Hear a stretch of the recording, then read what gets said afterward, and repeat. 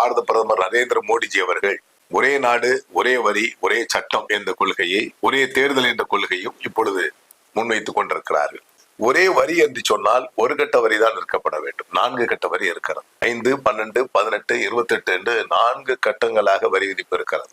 அது நாட்டின் நலன் கருதி சொல்றாங்க. அதாவது நாட்டின் நலன் மக்கள் நலனாக இருந்தால் மட்டும்தான் நாடு நலமாக இருக்கும். ஆகவே வரி என்பது மக்கள் ஏதுவாக மனமூந்து கட்டக்கூடிய வரியாக இருக்கப்பட வேண்டுமே தவிர மக்களை கசக்கி பிழிந்து வரி கட்டக்கூடாது என்பதுதான் எங்களுடைய கோரிக்கையாக இருக்கிறது. ஜிஎஸ்டி வரி விதிப்பு அமுல்படுத்துகின்ற பொழுது பாரத பிரதமர் அவர்கள் ஒரே வரி என்று சொன்னவுடன் மக்கள் மத்தியில பெரிய வரவேற்பு என் வணிகர் மத்தியில் கூட இருந்தது உண்டு. காரணம், இதற்கு பிறகு இன்கம் டாக்ஸ் வருமான வரி இருக்காது போன்றிருக்கு, ஒரே வரி ஆகிவிடுமோ என்ற எண்ணம் எல்லாருடைய மனதிலும் எழுந்தது.